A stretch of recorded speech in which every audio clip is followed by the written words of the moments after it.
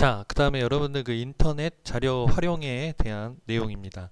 인터넷이라고 하는 그 역사를 우리가 좀 보면요. 1969년도에 그 미 국방성에서 처음에는 군사 목적으로 구축된 그 아르파넷이라고 하는 것에서부터 시작이 되었었어요. 그러면서 그 아르파넷이 TCP/IP 프로토콜을 채택을 하면서 일반용의 그 아르파넷과 군사용의 밀렛 이렇게 이제 분리가 되었었죠. 요거는 이제 역사적인 내용이니까 참고로 그냥 들어보시면 되고요. 인터넷의 뭐 특징은 여러분들이 뭐 워낙 우리가 많이 실생활에 많이 사용을 하는 거니까 뭐 특징까지는 여러분들이 꼭 기억을 하실 필요는 없고요. 뭐 전 세계 컴퓨터를 연결해 놓은 글로벌 네트워크인 거죠. 그래서 인터넷이라고 하는 이 부분에 있어서는 인터넷 주소 부분이 중요한데요. 인터넷 주소 부분에 보면은 이 주소를 과연 어디서 관리를 하느냐 그게 중요합니다. 그래서 미국과 NIC가 없는 국가는 인터 NIC에서 우리나라는 KR NIC에서 각각 관리한다라는데요.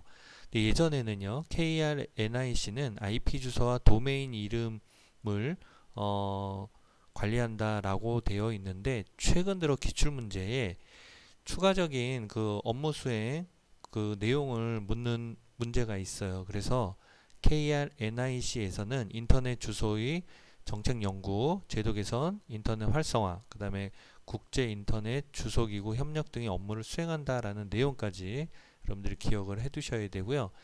자, 그 다음에 이제 인터넷 주소는 IPv4와 IPv6으로 이렇게 나뉘죠. 지금 현재 우리가 사용하고 있는 그 주소가 주소 체계가 IPv4라고 하는 겁니다. 그래서 이 부분에서는 IPv4와 IPv6의 그 차이점을 여러분들이 꼭 암기를 하셔야 되고요. 이 IPv4는 또 5개의 클래스로 나뉜다라는 점, 근데 그 클래스 중에서 C 클래스라고 하는 이 내용 기억을 해 두셔야 됩니다. 자, 그리고 IPv6은요, IPv4를 4배 확장했다라고 하는 내용이에요. 그래서 요 부분 내용을 여러분들이 IPv4와 비교해서 꼭 기억을 해 두셔야 되겠습니다. 자, 그리고 이제 도메인 네임이 있죠. 도메인 네임이라고 하는 것은 숫자로 구성된 IP 주소를 이해하기 쉽도록 문자로 표기한다라는 요 부분 기억을 하셔야 되고요. 우리가 홈페이지 그 주소 같은 게 있죠. www. 그다음에 기관 이름 .co. 뭐 kr 뭐 이런 식으로 되어 있는데 이 순서는 뭐 너무 많이 봐서 여러분들 아시잖아요.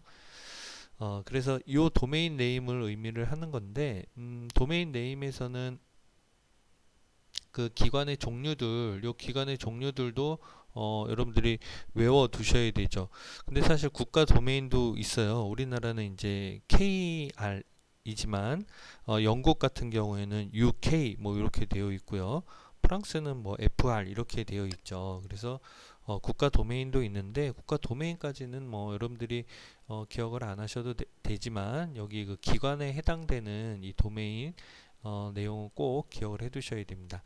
자, 그리고 이제 DNS라고 하는 거, 문자로 입력된 도메인 이름을 컴퓨터가 인식하기 쉽도록 IP 주소로 변경하는 그런 시스템이라고 하는 이 내용, 그 다음에 서브넷 마스크의 내용은 우리 요 책에 언급된 내용 정도만 여러분들이 기억을 해 두시면 되겠습니다.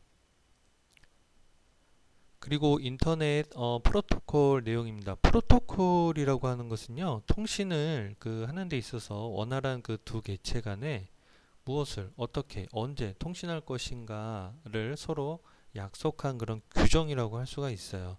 그래서 프로토콜의 종류도 있는데 프로토콜의 개념에서는 우리 책에 있는 내용 꼭 기억을 해 두시고 그 다음에 기본 요소 구문, 의미, 순서 요 세 가지 기억을 해 두셔야 됩니다. 그리고 프로토콜에서 가장 대표적인 게 뭔가요? TCP/IP 우리가 제일 많이 사용하는 그런 프로토콜인데요. TCP에 대한 내용 그다음에 IP에 대한 내용 구분해서 여러분들이 기억을 하시고 OSI 7계층이라는 게 있는데 이건 이제 뒤에서 언급이 될 거예요. 다만 OSI 7계층 중 어디에 해당이 되는지만 기억을 해 두십시오. 다음에 이제 주요 프로토콜이에요. 우리가 사용하는 그런 인터넷 프로토콜 중에서 가장 대표적인 것들을 모아놨는데 내용을 정말 압축했습니다. 그러니까 이 내용만큼 여러분들이 꼭 암기를 하시고 기억을 해 두셔야 됩니다. 그 다음에 이제 OSI 7계층이라는 게 있어요. OSI라고 하는 것은 국제 표준화 기구가 있거든요. ISO라고. 거기서 정한 네트워크예요. 그래서 기존의 컴퓨터 간이나 다른 종류의 그 네트워크 간의 그 접속을 편리하게 쉽게 하기 위해서 설정된 프로토콜의 표준이다. 이렇게 보시면 돼요. 그래서 OSI 7계층에서는 뭐가 중요하냐면 이 계층 순서가 중요해요. 맨 밑에가 1계층이거든요. 그래서 앞글자만 따서 물, 대, 내, 전, 세, 표, 응 이런 식으로 해가지고 1계층부터 7계층까지 이 순서를 기억을 하셔야 돼요. 그리고 각각의 특징도 물론 중요하고 그 특징 중에서는 특히 여기 그 네트워크 장비 있잖아요. 게이트웨이, 라우터, 그 다음에 스위치, 그 다음에 허브 얘네가 어느 계층에 해당이 되는지 이 내용도 꼭 기억을 해 두셔야 됩니다. 그리고 요거는 이제 OSI 7계층과 TCP/IP 계층을 서로 비교해서 나눈 거니까 우리 표에 있는 내용 정도만은 꼭 기억을 해 두십시오. 하위층, 상위층으로 나뉘는데 TCP/IP 계층에서는 상위층은 어디가 해당되는 계층이고 하위층은 어디가 해당된다라는데요. 그리고 각각 해당 프로토콜은 무엇인지 그걸 기억을 하셔야 돼요. 자, 그리고 웹브라우저라는 게 뭔가요? 우리가 사용하는 익스플로러 그 화면이죠. 그래서 그 웹브라우저의 특징들, 이건 뭐 내용이 쉬우니까 여러분들이 쉽게 이해가 되실 거라고 보고요. 그 다음에 익스플로러의 보안 기능, 그 다음에 인터넷 팝업 차단 기능, 요 팝업 차단 기능은 우리가 인터넷을 사용을 하면서 하단에 나타나는 그런 그 메시지 창인데요. 그 인터넷 팝업 차단하는 그런 기능, 그래서 그 기능의 특징, 이 부분을 여러분들이 기억을 해두시면 되겠습니다. 그리고 여러분들 그 웹브라우저에서는 그 익스플로러 관련 그 바로가기 키가 있는데요. 뭐 이를테면 기본 보기나 전체 화면을 표시하는 거는 F11키, 웹페이지 새로 고침을 할 때는 F5키, 그 다음에 현재 창이나 익스플로러를 종료하는 거는 컨트롤 W, 주소 표시줄의 텍스트 선택은 Alt D, 홈페이지로 이동하는 것은 Alt Home, 새로운 창을 여는 것은 컨트롤 N. 이미 알고 계신 분들도 있으리라고 생각을 합니다. 그래서 익스플로러에서 우리가 사용하는 바로가기 키 내용도 기억을 해두시면 좋고요. 자, 그리고 이제 그 중요한 그 인터넷 서비스예요. 인터넷 서비스에는 종류가 참 많죠. 종류가 많은데 계속 말씀드리지만 핵심적인 내용만 여러분들 여기다가 언급을 했는데 사실 인터넷 서비스는 여기 언급된 내용 정도만 여러분들이 기억을 하시면은 뭐 시험 보시는데 무리는 없습니다. 그래서 월드와이드 웹에 대한 내용, 그 다음에 URL, 우리 주소잖아요, 그죠? URL 주소에 대한 내용, 근데 그 주소의 형식은 이렇다. 그러니까 순서죠. 그래서 이거 형식을 기억을 해두시고, 그 다음에 그 FTP라고 하는 거예요. FTP라고 하는 것은 파일 송수신하는 그런 서비스인데 FTP에 대한 내용도 기억을 하시고, 그 다음에 원격 접속, 텔넷이라고 하는 거, 그 다음에 유즈넷 차이점 기억을 해두시고요. 그 다음에 전자우편, 우리가 많이 사용하는 이메일 말하는 건데요. 전자우편에 대한 내용이에요. 전자우편은 이제 사용자 아이디 다음에 골뱅이 기호를 붙이고 메일 서버의 호스트 주소를 입력을 하게 되죠. 그래서 우리 메일 주소를 보시면은 다 그런 식으로 구성이 되어 있죠.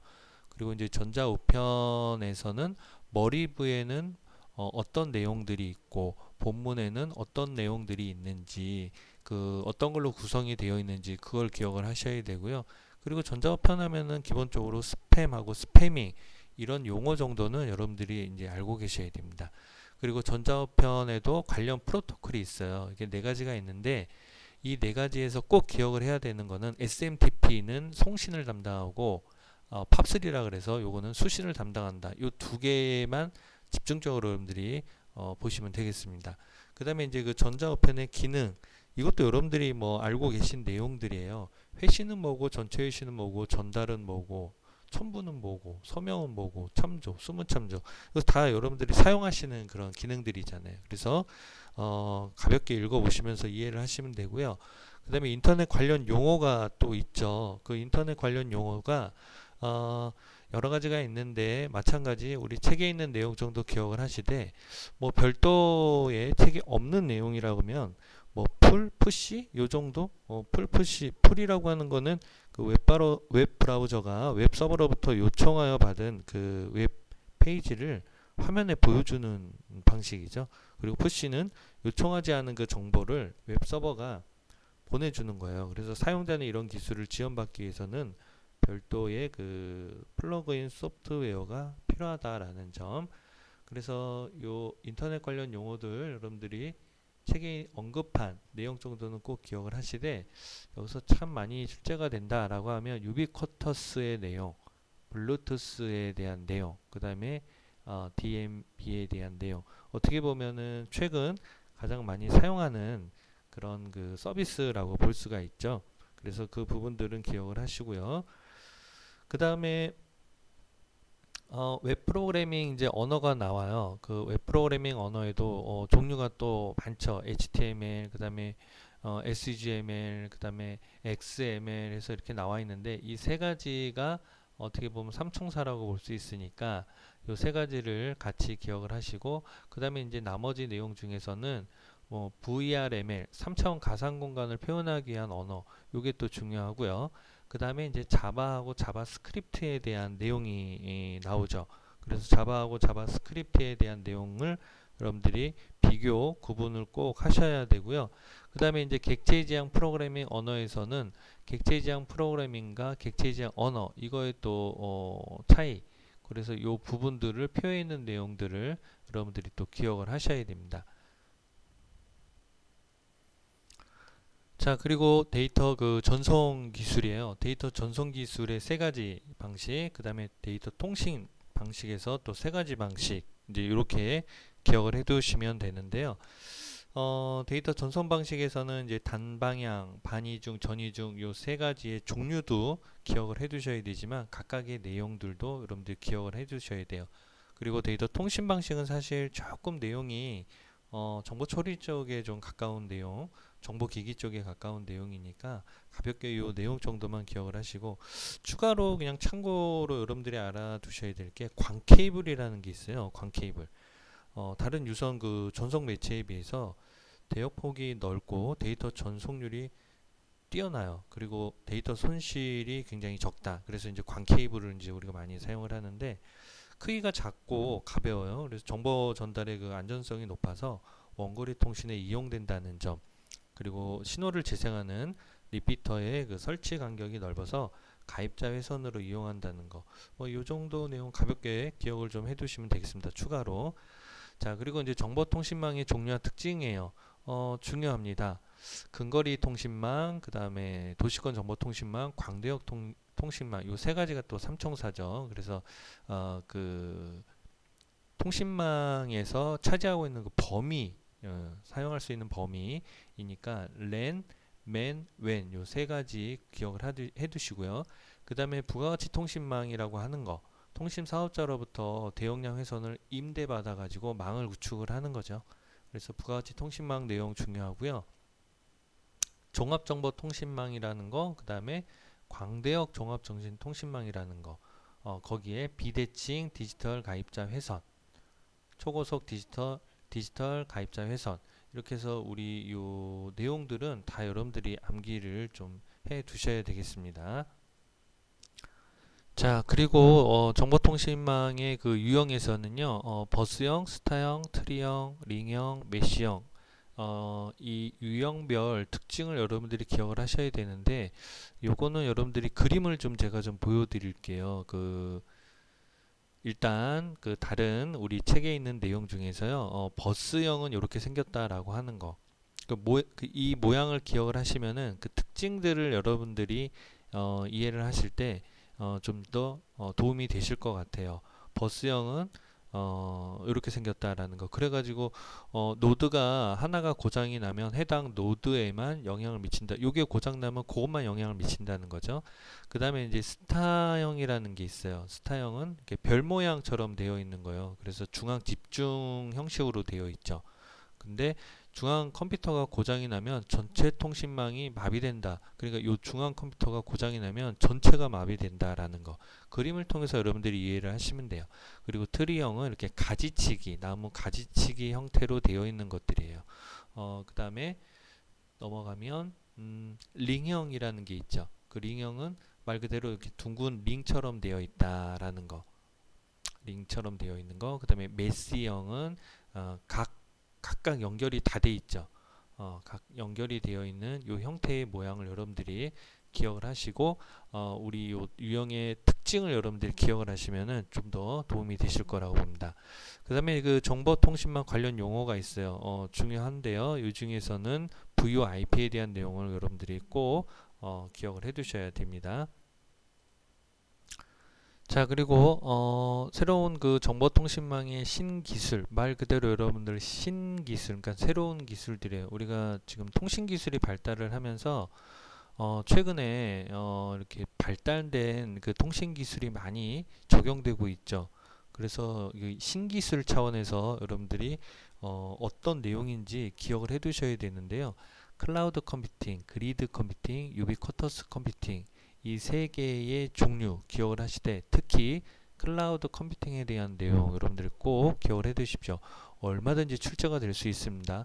워드에서는 이 클라우드 컴퓨팅에 대한 내용이 출제가 좀 많이 됐었어요. 그래서 그 부분을 기억을 하시고요. 그 다음에 뭐 이게 들어보시면은요, 그냥 그 듣는 자체가 신기술이에요. 상황인식, 그 다음에 안구인식, 그 다음에 뭐 센싱 이런 내용들, 그 다음에 햅틱, 현재 뭐 스마트폰에서 쓰고 있는 그런 기능이죠. 그 다음에 이제 증강현실 기능이 있고요. 그 다음에 뭐 와이파이 내용은 여러분들이 이미 알고 있는 내용이니까 이렇게 신기술에 대한 내용은 여러분들이 기억을 좀 해두셔야 됩니다. 전부 암기하셔야 돼요. 이해를 충분히 하실 수 있을 거라고 보고요. 그 다음에 이제 이어서 최신 기술의 또 활용 분야예요. 그 새로운 기술을 이용을 해서 어떻게 활용할 수 있느냐. 자, 여러분들 많이 들어보셨죠? 사물 인터넷이라 그래서 IoT라고 하는 거. 요게 또 굉장히 중요해요. 이 IoT 기술이 발달을 해가지고 현재 뭐 사실 새로 짓는 아파트에도 많이 적용이 되어 있는 거죠. 유무선 통신망으로 연결된 그런 기기를 이용을 해가지고 사람들이 직접 이렇게 개입하지 않아도 우리가 센서를 통해서 다양한 정보를 받을 수 있는, 그래서 스스로 작업을 처리하는 그런 통신 환경. 뭐 예를 들면 그런 거죠.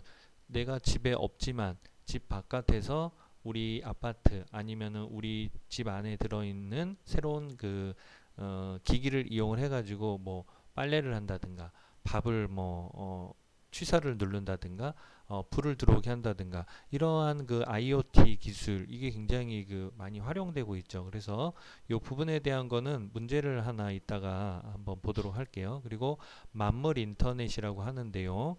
사물 인터넷이 좀 확장됐다라고 보시면 되고요. 그 다음에 뭐 여기도 유비쿼터 센서 네트워크라는 말이 있네요. 그리고 SSO라는 거, 그 다음에 텔레매틱스. 자, 요것도 좀 중요합니다.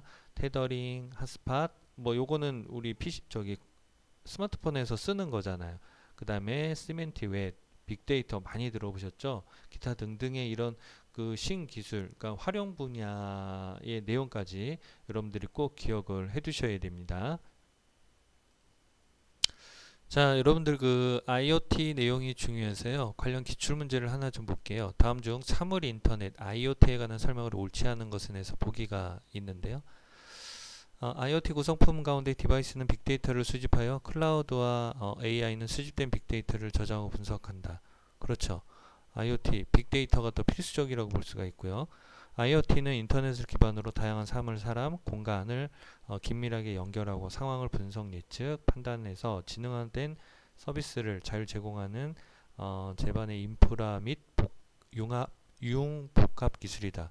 그렇죠. 그리고 현재는 사물을 단순히 연결시켜주는 단계에서 수집된 데이터를 분석해 스스로 사물의 의사결정을 내리는 단계로 발전하고 있다. 그렇죠. 그리고 IoT 네트워크를 이용할 경우 통신 비용이 절감되는 효과가 있으며 정보보안 기술이 정보보안 기술의 적용이 용이해진다. 좀 말이 좀 이상하죠. 통신 비용이 절감되지는 않죠. 통신 비용이 오히려 증가되죠. 그리고 정보보안 기술의 적용이 용이해진다. 지금 IoT가 발전을 하는데 여러분들 가장 큰 문제가 바로 요 개인정보 보호에 관한 내용이에요. 그래서 IoT하고 그 개인정보 보호 관련돼 가지고는 앞으로도 발전이 필요한 부분인데요. 보안 문제가 사실 계속 대두가 되고 있어요. 다 좋은데. 그래서 보안 문제가 커지는 부분이 있으니까 정보보안 기술의 적용이 용이해진다는 아니죠. 그래서 이러한 문제를 하나 좀 풀어봤고요. 그 다음에 이제 모바일 기기 관련 용어도 있죠. 사실 여기 그 용어들을 보면 다 중요한데, 워낙에 많이 듣고, 내가 또 쓰고 보고 했던 그런 그 용어들이기 때문에 이미 알고 계신 분들도 있으실 수 있어요. 근데 정리 차원에서 여러분들 그 이 내용, 용어들 꼭 기억을 해 두시면 되겠습니다. 그래서 모바일 기기 관련 용어들도 우리 뒤에 있는 내용까지 여러분들이 다 이해하면서 꼭 암기를 해 두시면 좋겠습니다.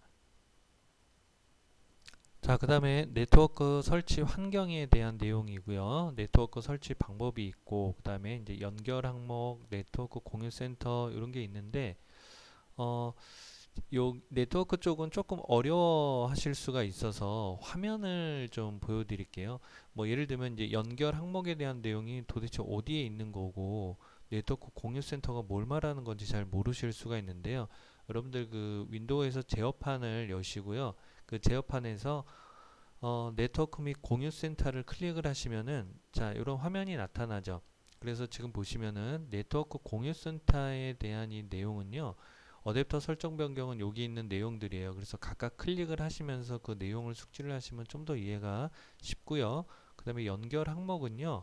여기 그 활성 네트워크 보기에 보면 이더넷이라고 있는데 요걸 클릭을 하시면은 이더넷 상태의 대화 상자가 나타나고요. 거기 속성을 클릭을 하시게 되면은 그 또 다른 대화 상자가 나타나는데 네트워킹 탭에 해당되는 여기 항목들 있죠. 그 항목이 연결 항목이에요. 그리고 이따가 이제 그 뭐 주소도 나올 건데 인터넷 프로토콜 버전 4하고 인터넷 프로토콜 버전 6에 대한 내용도 뒤에서 언급이 되니까 이 대화 상자에 대한 내용을 설명을 한다라고 여러분들이 기억을 해 두시면 되겠습니다. 그래서 그 내용을 여러분들 컴퓨터를 켜놓고 그 내용을 보시면서 우리 그 책에 있는 그 설명 내용을 여러분들 숙지를 하시고 그 다음에 네트워크 관련 명령어에서 뭐 중요하긴 한데 여기서 이제 제일 중요한 거는 핑 내용하고 IP 컨피그라고 하는 요 내용 기억을 해 두셔야 되고요. 그 다음에 이제 네트워크 연결 장비가 또 있죠. 그래서 라우터, 게이트웨이, 리피터, 브리지, 허브 이렇게 있는데 여기서 이제 좀 출제가 많이 된다면 라우터가 일단 1순위예요. 라우터에 대한 내용이 1순위로 출제가 되는데 그 중에서도 패킷에 그 네트워크 노드를 결정하는 장치로 최적의 경로를 배정한다.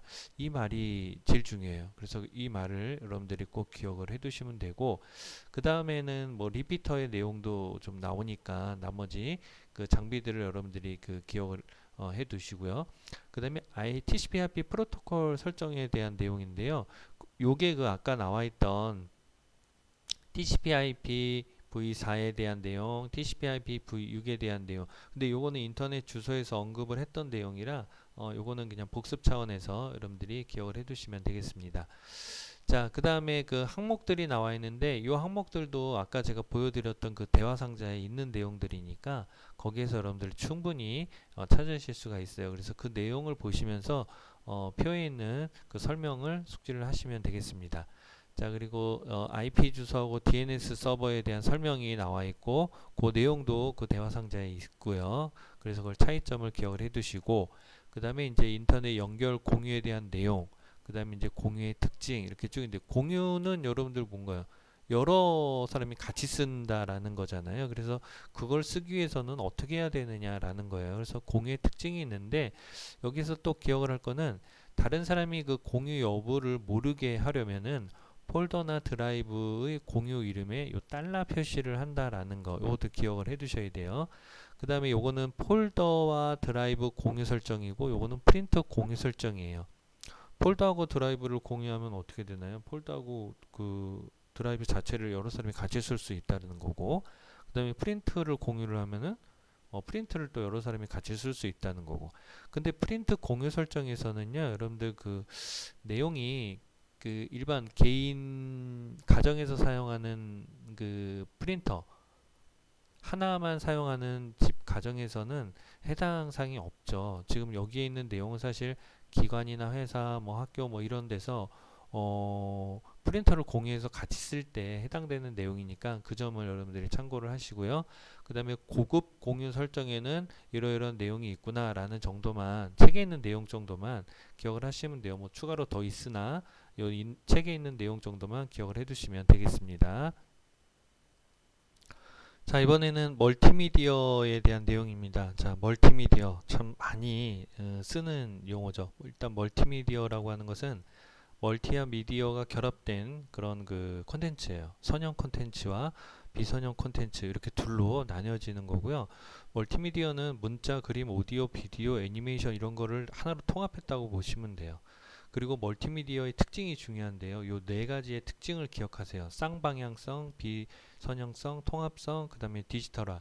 요 네 개의 그 특징 여러분들 꼭 기억을 하시고, 여기서 뭐 문제가 나온다 그러면 요 비선형성을 그냥 선형성 이렇게 둘 수가 있어요. 그래서 그 부분 꼭 기억을 하셔야 되고, 그다음에 멀티미디어 환경에서는 뭐 하이퍼텍스트, 하이퍼링크, 하이퍼미디어 세 가지는 꼭 언급이 되겠죠. 근데 뭐 추가적으로 관련 용어가 있다면 뭐 플러그인이라 그래서 좀 많이 언급이 되는데요. 음악과 동영상 등을 제공하는 그런 웹사이트를 보기 위한 그 해당 프로그램 이것을 웹브라우저에 추가하는 거죠. 그리고 그걸 이제 플러그인이라고 하고, 핫 스왓이라는 게 있어요. 핫 스왓 좀 말이 어렵네요. 핫 스왓 전원을 끄지 않고도 컴퓨터에 그 장착된 그 장비를 제거하거나 교환할 수 있는 그런 기능, 이것을 핫 스왓이라고 하죠. 자, 그리고 이제 멀티미디어하고 멀티미디어 관련 하드웨어, 소프트웨어가 있어요. 우리가 이제 멀티미디어 하면 대표적인 게 이제 게임인데요. 멀티미디어에 그 필요한 하드웨어, 소프트웨어를 여러분들이 우리가 좀 주의 있게 봐야 되는데요. 일반적인 그런 그 내용 하드웨어 가지고는 멀티미디어 구현이 좀 어렵죠. 그래서 그 관련된 하드웨어 장비들이니까 특히 지금은 CD 요 콤보 내용, 요 내용을 좀 보시고, 그 다음에 뭐 DVD 많이 쓰죠. DVD, 그 다음에 사운드 카드. 사운드 카드는 우리 컴퓨터에서 각종 오디오 파일을 재생, 녹음, 편집할 수 있는 그 카드를 말하는데요.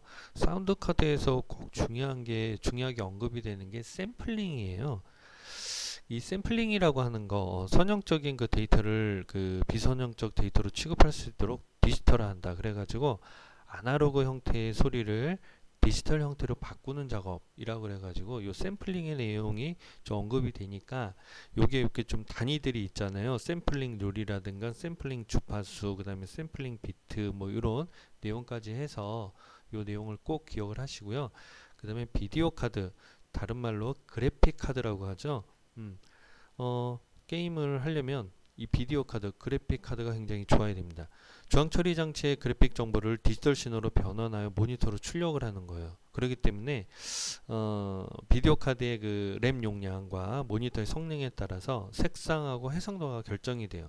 그러니까 당연히 비디오 카드, 그래픽 카드가 좋아야 우리가 게임을 원활하게 구현을 할 수가 있겠죠. 자, 그리고 이제 영상 보드가 있는데 여기에서는 요 네 가지의 종류 기억을 하시되, 비디오 오버레이 보드 요 정도만 여러분들이 기억을 하시고요. 추가로 책에 없는 내용입니다. MPC 규격이라는 게 있어요. 이거는 이제 멀티미디어를 구현하기 위한 그 최소한의 장비 규격이라고 보시면 되고요. 뭐 여기 이제 뭐 MPC 뭐 1, 2, 3 이렇게 레벨로 발전을 해 나가는 건데, 그 CD롬 드라이브나 사운드 카드, 우리가 이제 계속 언급했던 그래픽 카드, 영상 보드 이런 그 장비 간의 호환성과 규격을 설정할 때 사용하는 규격이다 이렇게 보시면 되겠습니다. 자, 그리고 이제 멀티미디어 데이터가 있죠. 비트맵과 벡터 요 차이점 중요합니다. 그리고 각각 해당되는 파일 형식들 중요합니다. 꼭 암기하셔야 되고요. 그다음에 그래픽 데이터 파일에는 뭐가 있는지 뭐 GIF, 뭐 JPG, BMP 중요하죠. 그래서 이런 그 확장자에 관련된 내용인데요. 이런 것들 파일 구분을 여러분들이 하실 수 있어야 되니까 그래픽 데이터 파일도 기억을 하시고, 자, 그다음에 데이터 그래픽 데이터 관련 용어예요. 자, 아무리 강조해도 지나치지가 않습니다.